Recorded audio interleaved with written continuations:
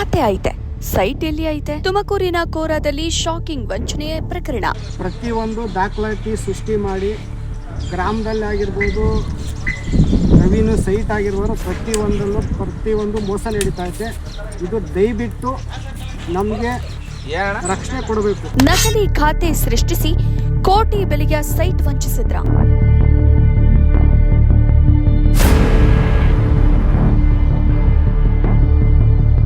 ಪಂಚಾಯಿತಿ ಅಧಿಕಾರಿಗಳ ಸಾಥಿದ್ಯಾ? ಕೋರಾ ಸೈಟ್ ವಂಚನೆ ಪ್ರಕರಣದ ಗಂಭೀರ ತನಿಖೆಗೆ ಒತ್ತಾಯ.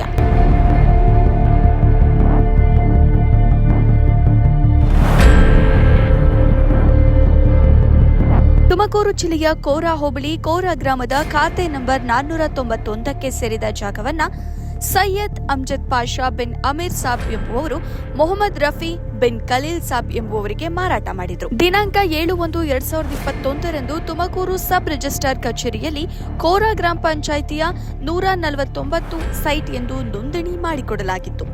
ಆದರೆ ಕೇವಲ ರಿಜಿಸ್ಟ್ರೇಷನ್ ಅಷ್ಟೇ ಅಲ್ಲದೆ ಗ್ರಾಮ ಪಂಚಾಯಿತಿಯಲ್ಲಿಯೂ ಈ ಜಾಗಕ್ಕೆ ಈ ಖಾತೆ ಬಿ ಖಾತೆ ಮಾಡಿಕೊಡಲಾಗಿತ್ತು. ಆದರೆ ಆಶ್ಚರ್ಯ ಅಂದ್ರೆ ರಿಜಿಸ್ಟ್ರೇಷನ್ ಆದ ಜಾಗವನ್ನ ಹಸ್ತಾಂತರಿಸಲು ಹೋದಾಗ 491 ಖಾತೆ ನಂಬರಿನ ಸೈಟೇ ಕಾಣೆಯಾಗಿದೆ. ಸೈಯದ್ ಅಮ್ಜದ್ ಪಾಷಾ ಅವರು ನಕಲಿ ದಾಖಲೆಗಳನ್ನು ಸೃಷ್ಟಿಸಿ ಜಾಗವೇ ಇಲ್ಲದಿದ್ದರೂ ಮೊಹಮ್ಮದ್ ರಫಿ ಅವರಿಗೆ ಜಾಗ ತೋರಿಸದೆ ವಂಚಿಸಿದ್ದಾರೆ ಎಂಬ ಆರೋಪ ಕೇಳಿಬಂದಿದೆ. ನಾನು ರೇಷ್ಮಾ ಬಾನು ಕ್ವಾರದವ್ರು. ನಾವು ಸೈಟ್ ತಗೊಂಡಿದ್ವಿ. ನಾವು ಕಷ್ಟಪಟ್ಟು ಸಾಲ ಸುಲ ಮಾಡಿ ಸೈಟ್ ಐತೆ ಅಂತ 7 ವರ್ಷದಿಂದನೂ ಐತೆ ಅಂತಾನೆ ತಿಳ್ಕೊಂಡು ಈಗ ನೋಡಿದ್ರೆ ಇಲ್ಲ, ಬೇರೆ ಏನೋ ಮಾಡ್ಕೊಂಡವ್ರೆ. ನಮ್ಗೆ ಸೈಟ್ ಕೊಡ್ರಿ ಅಂದ್ರೆ ಸೈಟು ಕೊಡ್ತಾ ಇಲ್ಲ ಏನನ್ನ ನಮ್ಗೆ ಪರಿಹಾರ ಮಾಡ್ರಿ ಅಂದ್ರೆ ಅದು ಮಾಡ್ತಾ ಇಲ್ಲ. ಯಾರಿಗಂತ ನಾವು ಕೇಳೋಣ? ನಾವು ಬಡವ್ರು ಸಾಲ ಸುಲ ಮಾಡಿ ನಾವು ತಗೊಂಡಿರೋದು. ನಮ್ಮ ಯಜಮಾನ್ರು ನಾವು ಕಷ್ಟಪಟ್ಟು ತಗೊಂಡಿರೋದು. ನಾವು ಕೂಲಿ ಮಾಡೋರು, ಏನು ಸೌಕಾರರು ಅಲ್ಲ. ಬೆಳಿಗ್ಗೆ ಎದ್ರೆ ಅಲ್ಲಿ ಮಾಡಿದ್ರೆ ಐತೆ, ಇಲ್ದಿದ್ರೆ ಇಲ್ಲ. ಏನನ್ನ ಮಾಡ್ರಿ, ನಮ್ಗೆ ಪರಿಹಾರ ಮಾಡ್ಕೊಡ್ರಿ. ನಮ್ಗೆ ಡಾಕ್ಯುಮೆಂಟ್ಸ್ ಪರ್ಫೆಕ್ಟ್ ಆಗಿ ಐತೆ ಸರ್, ಏನು ಇಲ್ಲ ಅಂತ ಇಲ್ಲ. ಈ ಸತ್ ಐತೆ, ಮನೆ ಇದು ಸೈಡಿನ ಜೆರಾಕ್ಸ್ ಎಲ್ಲ ಐತೆ, ಒರಿಜಿನಲ್ ಪೇಪರ್ ಎಲ್ಲ ಐತೆ. ಇದ್ರೂ ನಮ್ಗೇನು ಪರಿಹಾರ ಮಾಡ್ಕೊಡ್ತಾರೆ. ನಾವು ಕೇಳತ್ತ ಕೇಳಿ ಸಾಕಾಗೋಯ್ತು, ಇನ್ಮೇಲೆ ಕೇಳಕ್ಕಾಗಲ್ಲ. ನಮ್ಗೇನನ್ನ ಮಾಡ್ರಿ, ಪರಿಹಾರ ಮಾಡ್ಕೊಡ್ರಿ. ಹಣವನ್ನ ಕಳೆದುಕೊಂಡು ಜಾಗವೂ ಇಲ್ಲದೆ ಈಗ ಸಂತ್ರಸ್ತ ಮೊಹಮ್ಮದ್ ರಫಿ ಅವರು ಬೀದಿಗೆ ಬೀಳುವಂತಾಗಿದೆ.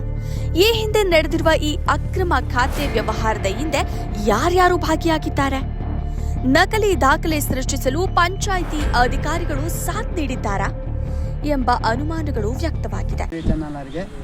ನಮ್ಮದು ತುಮಕೂರು ತಾಲೂಕು ಕೋರಾ ಹೋಬಳಿ ಅಮ್ಜದ್ ಪಾಷಾ ಕಡೆಯಿಂದ ಮೊಹಮ್ಮದ್ ರಫಿ ಅಂತ ನಾನು ಅವ್ರ ಕಡೆಯಿಂದ ಒಂದು ಸೈಟ್ ತಗೊಂಡಿದ್ದೆ.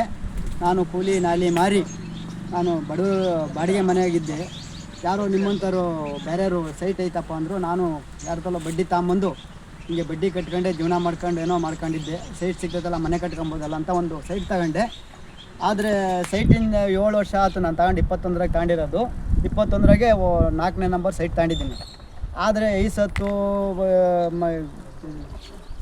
ರಿಜಿಸ್ಟ್ರು ಪಕ್ಕ ಎಲ್ಲ ಆಗೈತೆ. ಆದರೂ ಜಾಗ ದುರ್ಪಣೆ ಮಾಡಿಬಿಟ್ಟವ್ರೆ. ಜಾಗ ಅಂತೂ ಇಲ್ಲ, ದುರ್ಪಣೆ ಮಾಡಾಕ್ಬಿಟ್ಟವ್ರೆ. ಬಟ್ಟು ಕೇಳೋಕ್ಕೆ ಹೋಯ್ದಕ್ಕೆ ಇವತ್ತು ಕೊಡ್ತೀವಪ್ಪ, ನಾಳೆ ಕೊಡ್ತೀವಪ್ಪ, ನಿನಗೆ ಯಾವುದು ಅನ್ಯಾಯ ಮಾಡಲ್ಲ, ಹಂಗೆ ಅಂದರು. ಮೊನ್ನೆ ಯಾರೋ ನ್ಯಾಯ ಕುಂಡಿಸ್ಕೊಂಡು ಕೇಳಿದ್ಕೆ ಇಲ್ಲ, ನೀನು ಏನು 8 ಲಕ್ಷ ಕೊಟ್ಟಿದ್ದೀವಿ ಅದನ್ನು ಕೊಡ್ತೀವಿ, ನಮಗೆ ತಿರ್ಗಾ ನೀನೇ ಉಲ್ಟಾ ರಿಜಿಸ್ಟ್ರ್ ಮಾಡಿಕೊಡು ಅಂದರು. ನಾನು 8 ಲಕ್ಷಕ್ಕೆ 20 ಲಕ್ಷ ಬಡ್ಡಿ ಕಟ್ಬಿಟ್ಟಿದ್ದೀನಿ. AC DC ಇವರೆಲ್ಲ ಸೇರಿ ನಮಗೆ ಇದನ್ನು ನ್ಯಾಯನ ದೊರಕಿಸಿ ಕೊಡಿ. ಸಂಬಂಧಪಟ್ಟ ಜಿಲ್ಲಾ ದಂಡಾಧಿಕಾರಿಗಳು, ತಾಲೂಕು ದಂಡಾಧಿಕಾರಿಗಳು ಹಾಗೂ ಪಂಚಾಯತ್ ರಾಜ್ ಇಲಾಖೆಯ ಉನ್ನತಾಧಿಕಾರಿಗಳು ತಕ್ಷಣ ಈ ಪ್ರಕರಣದ ಸಂಪೂರ್ಣ ದಾಖಲೆಗಳನ್ನು ಕೂಲಂಕುಷವಾಗಿ ಪರಿಶೀಲಿಸಬೇಕು. ನಕಲಿ ದಾಖಲೆ ಸೃಷ್ಟಿಸಿ ವಂಚಿಸಿದ ಸೈಯದ್ ಅಮ್ಜದ್ ಪಾಷಾ ವಿರುದ್ಧ ಕಾನೂನು ಕ್ರಮ ಜರುಗಿಸುವುದರ ಜೊತೆಗೆ ಸಂತ್ರಸ್ತ ಮೊಹಮ್ಮದ್ ರಫಿ ಅವರಿಗೆ ಸೂಕ್ತ ಪರಿಹಾರ ಕೊಡಿಸಬೇಕೆಂದು ಮಾಧ್ಯಮಗಳ ಮೂಲಕ ಮನವಿ ಮಾಡಲಾಗಿದೆ. ವರದಿ ಬೆಂಚೆ ಮಂಜು.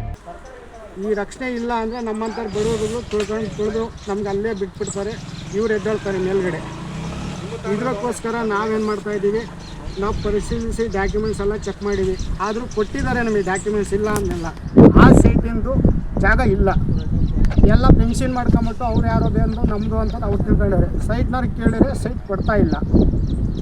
ಒಂದು 2-3 ಸತಿ ಡಾಕ್ಯುಮೆಂಟ್ ನಾವು ಕೇಳೋದಕ್ಕೆ ಇಲ್ಲ ಮಾಡಿಸ್ಕೊಡ್ತೀವಿ ಅಂತ ಹೇಳ್ತಲೇ ಅವರೇ. ಅದೇನು ಮಾಡ್ತಾರೆ, 7 ವರ್ಷ ಆಗೈತೆ ಸೈಟ್ ತಗೊಂಡು. 7 ವರ್ಷದಿಂದ ಬರೀ ಇದನ್ನೇ ಹೇಳ್ತಾವ್ರು ನಮಗೆ.